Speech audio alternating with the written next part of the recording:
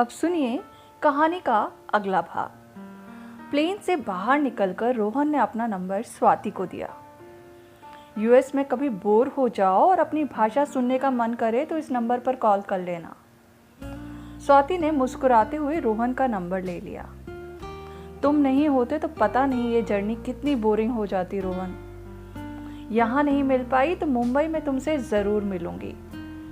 Bye, see you soon. Swati airport के exit gate से बाहर आई तो उसे एक आदमी के हाथ में अपने नाम का होर्डिंग नजर आया। वो उसी दिशा में चल दी जहां वो खड़ा था। एक ब्लैक कलर की शेवर्ले कार का दरवाजा खोलकर ड्राइवर ने स्वाति को उसमें बैठने के लिए कहा। स्वाति कार में बैठ गई और कार अपने नियत स्थान पर चल दी।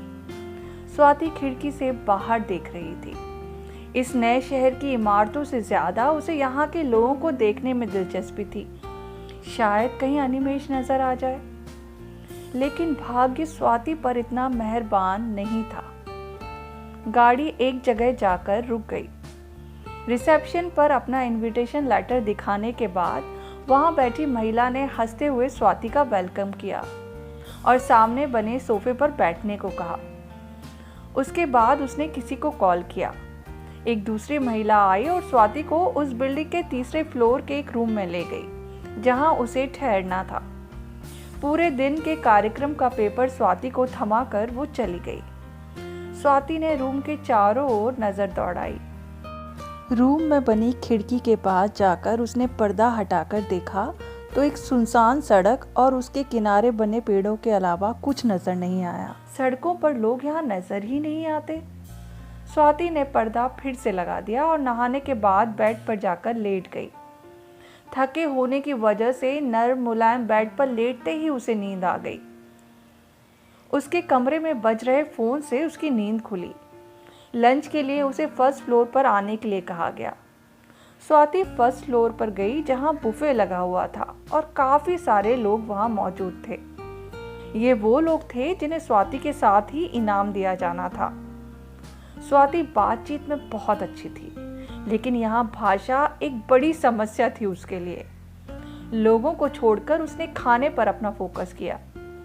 ज्यादातर सभी डिशेस नॉनवेज से बनी थी। अब ये दूसरी मुसीबत थी उसके लिए। स्वाति ने अपनी प्लेट में सैलेड रखी और एक टेबल पर आकर चुपचाप बैठकर खाने लगी। इतनी जोर से भूख लग रही है मुझे और ये पत्ते खाने पड़ रहे हैं।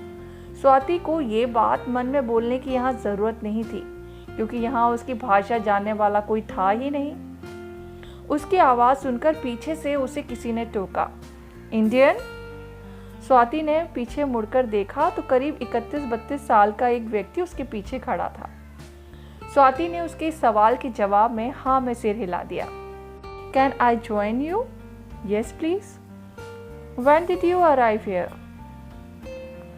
Today only, just few hours back. Oh, okay. Then you must be very tired.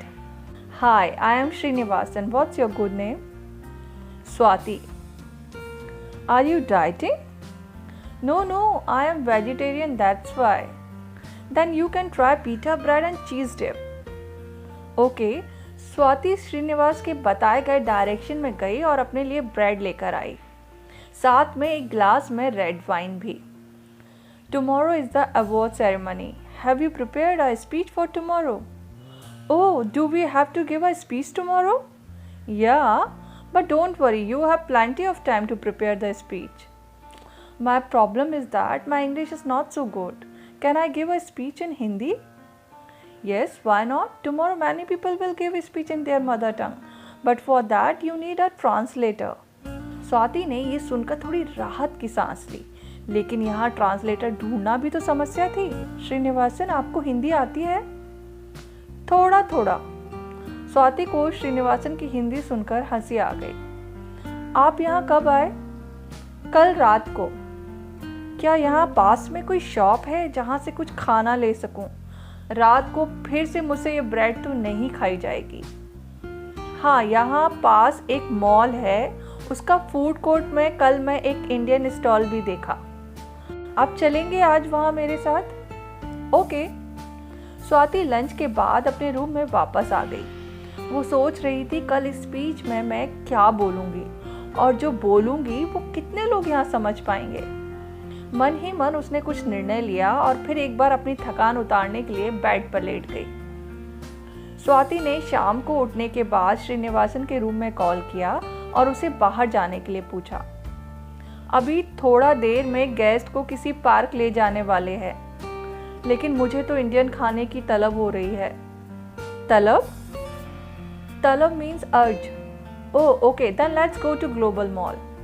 I will meet you in the lobby after 15 minutes. Okay. Swati 15 minute में रेडी होकर लॉबी में पहुंच गई। 2 मिनट बाद श्रीनिवासन भी आ गया। हाय, मैं आपको श्री बुला सकती हूँ? No problem. श्रीनिवासन कल वहाँ जा चुका था तो उसे आइडिया था। उसने अपने फ़ोन से टैक्सी बुक की। थोड़ी ही देर में टैक्सी आ गई। स्वाति श्री के साथ टैक्सी में बैठ गई। उसने आज लाल रंग का कुर्ता और काले रंग का पजामा पहना था, जो उसके गोरे रंग को और निखार रहा था। इंडियन ड्रेस में लड़कियां कितना सुंदर लगती है। स्वाति मुस्कुरा दी। आप क्या करते हैं श्री?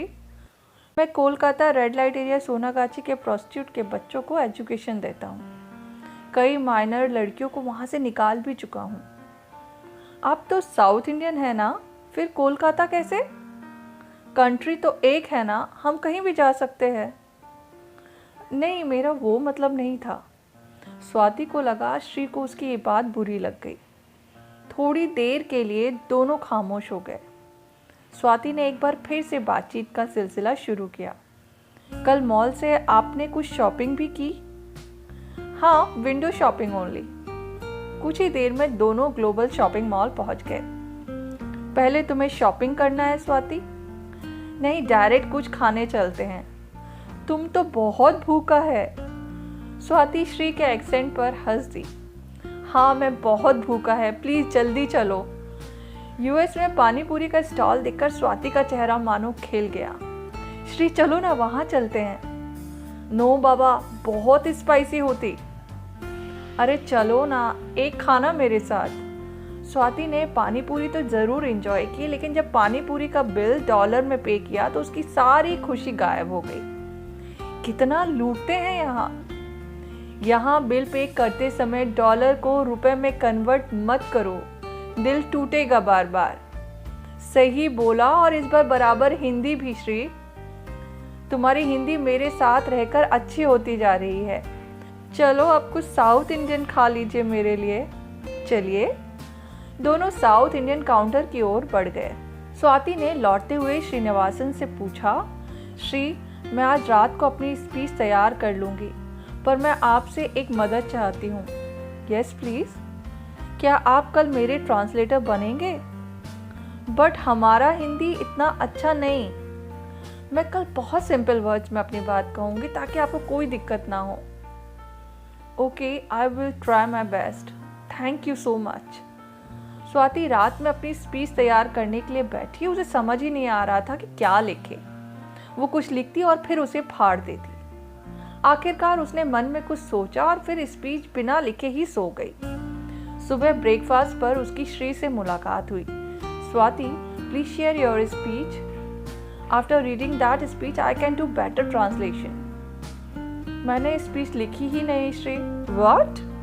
हाँ, मैंने कभी भी लिखकर बात नहीं की। मैं सोच रही हूँ कि कल वहाँ डायरेक्ट ही स्पीच दूंगी, बट मैं उसका क्या ट्रांसलेशन करेगी, यू डोंट नो। मुझे भरोसा है तुम पर।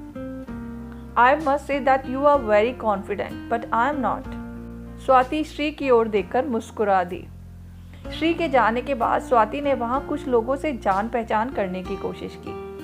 उसकी निकोल नाम की एक लड़की से थोड़ी अच्छी पहचान हो गई। निकोल यूके से थी और भारत में आदिवासी समुदाय के लोगों के लिए काम कर रही थी। कुछ देर बाद स्वाति अपने रूम में आ गई। आज का दिन बहुत खास था यहाँ आए सभी लोगों के लिए। उन्हें उनके काम के लिए सम्मानित किया जाना था। स्वाति सोच रही थी कि आज के फंक्शन के लिए वो क्या पहने। फिर उसने डिसाइड किया कि इंडिया को रिप्रेजेंट करने के लिए साड़ी इस मौके के लिए सबसे बेस्ट रहेगी। उसने लगेज से साड़ी निकाली। ये साड़ी अनिमेश के कहने से ही तो उसने ली थी, जब वो अनिमेश के साथ उसकी माँ के लिए साड़ी लेने गई थी। अरे मैं जब साड़ी पहनती नहीं तो लेकर क्या करूंगी अनी? रख लो, जब सही वक्त आएगा तो इस्तेमाल भी हो जाएगी। आज आ गया वक्त अनी के दिए इस तोहफे को पहनने का। अनिमेश, तुम्हारे लिए मैं इतनी दूर आ गई, तुम क्या मेरे लिए 2 कदम चलकर ये फासला कम नहीं कर सकते? स्वाति अपने ख्यालों में उलझी थी कि तभी उसके रूम के फोन की घंटी बजी। आगे की कहानी जानने के लिए सुनते रहिए मेरी कहानी स्वाति के सपने।